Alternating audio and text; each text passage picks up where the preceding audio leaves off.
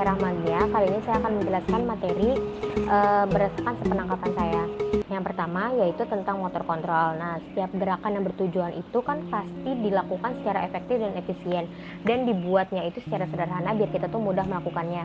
Jadi motor kontrol ini bagaimana kemampuan kita untuk mengatur dan mengarahkan mekanisme-mekanisme yang penting dalam gerakan. Kenapa dikatakan mekanisme-mekanisme? Karena dalam satu gerakan itu banyak banget yang bekerja, banyak banget yang terlibat, baik itu dari sistem neural, sistem muskuloskeletal, kardiorespirasi, ataupun sistem imun. Dan kesemua sistemnya ini terkoordinasi untuk menghasilkan suatu gerakan yang fungsional. Jadi motor kontrol ini lebih tepatnya ke gerak fungsinya. Ada 4 tahapan. Yang pertama itu skill. Skill ini butuh yang namanya motivasi sama pengulangan. Yang kedua ada yang namanya mobility. Mobility ini akan didukung sama stability. Jadi yang ketiga ini adalah stability. Dan yang terakhir itu ada yang namanya mobility on stability. Jadi ketika mobility kan didukung sama stability, dan keduanya ini akan menghasilkan mobility on stability. Nah, keempat tahapan ini harus bekerja secara simultan begitu. Yang kedua yaitu ada yang namanya motor learning. Jadi motor learning ini merupakan suatu proses bagaimana kita tuh mendapat perubahan motor skill atau motor behavior melalui latihan dan juga pengalaman. Jadi biasanya itu bersifatnya relatif permanen.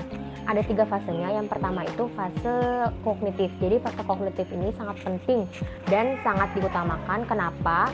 Karena pada setiap tahap ini ada yang namanya menerima dan menyampaikan. Nah, di fase kognitif ini juga butuh yang namanya atensi, emosi, dan juga problem solving. Nah, yang kedua yaitu ada yang namanya fase asosiatif. Fase asosiatif ini kemampuan untuk trial and error.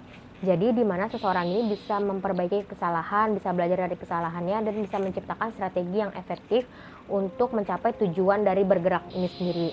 Nah, yang ketiga yaitu ada fase automatic. Jadi di fase automatic ini udah melewati tahapan si trial and error. Jadi di mana seseorang ini bisa membagi fokusnya terhadap beberapa gerakan yang berbeda. Untuk materi yang ketiga yaitu aku bakal ngejelasin tentang perkembangan gerak normal dari bayi usia 1 hingga 12 bulan.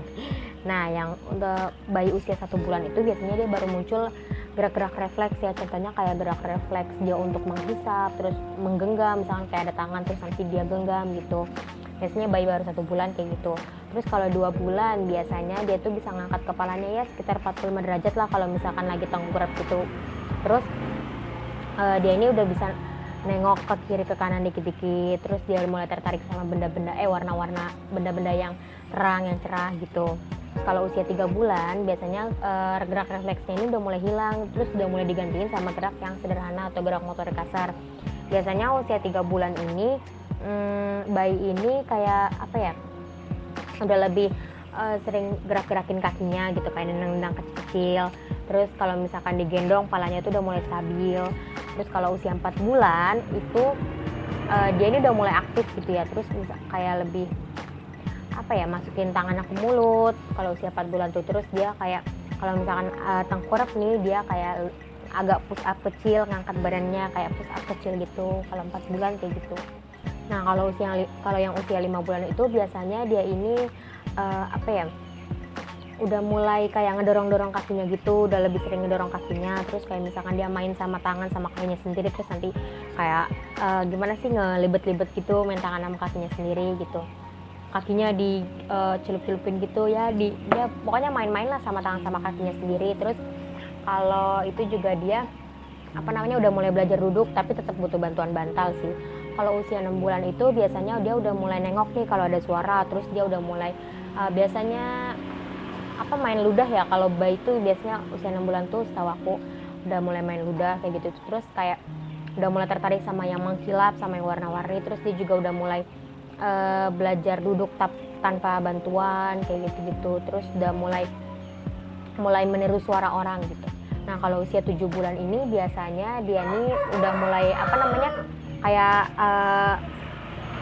udah mulai ngelempar sama ngejatuhin barang-barang atau mainan di sekitarnya. Terus udah mulai bisa kalau misalkan kita gendong nih, kadang kakinya suka kayak loncat-loncat kecil kayak gitu. Terus senang senang apa senang ngangkat bokong sama punggungnya tuh, pokoknya gitulah. Pokoknya kalau 7 bulan tuh yang aku tahu tuh biasanya dia kalau digendong tuh kayak keterampilan kakinya tuh lebih baik gitu kalau suka digendong, kayak loncat-loncat kecil-kecil gitu kakinya gitu. Terus kalau 8 bulan dia udah mulai belajar ngelangkak, terus udah juga mulai duduk tanpa bantuan gitu.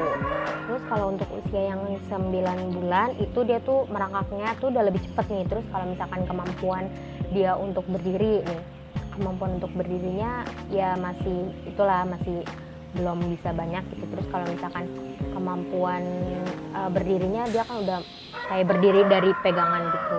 Terus berdirinya lewat pegangan gitu, bantuan pegangan. Terus kalau jalannya biasanya dipegangin kedua tangannya sih sama orang tuanya, terus nanti dia ngelangkah sedikit gitu.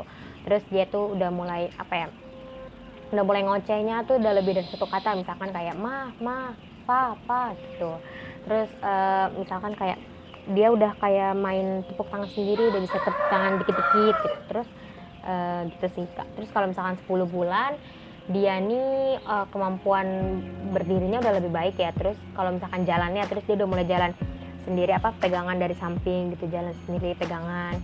Terus dia ini udah mulai ngerangkak seisi rumah gitu, kayak seisi rumah tuh udah dijelajahin gitu sambil ngerangkak, karena dia tuh udah bisa bergeraknya tuh ke semua arah gitu. Terus dia udah bisa kayak ngelambain tangan gitu. Terus udah mulai ngocehnya tuh udah lebih banyak. Terus dia juga kalau misalkan kayak langsung minta barang, ngomong barang gitu, terus minta barang itu kayak gitu-gitu.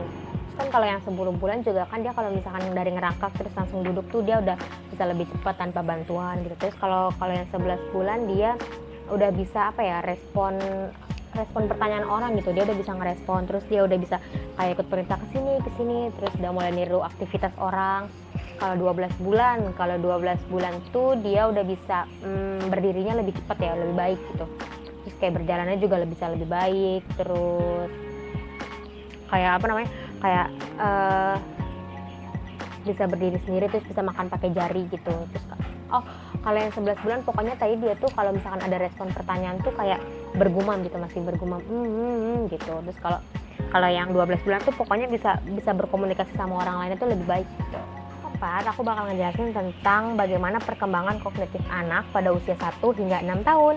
Nah, kalau usia 1 tahun itu biasanya anak ini udah mulai banyak meniru, baik itu meniru ekspresi orang ataupun meniru yang lain. Biasanya terus juga dia udah mulai berkonsentrasi sama hal-hal, sama keadaan-keadaan yang baru dan yang menarik menurutnya. Terus yang kedua, di usia 2 tahun biasanya anak itu udah mulai rasa ingin tahunya tinggi nih. Terus dia ini udah bisa mulai menunjuk nama bendanya gitu, misalkan kalau nunjuk benda dia udah bisa nyebut namanya. Terus dia tuh juga udah mulai bisa ngikutin instruksi sederhana. Terus kalau misalkan kita nyembunyiin objek itu dia udah bisa nemuin gitu.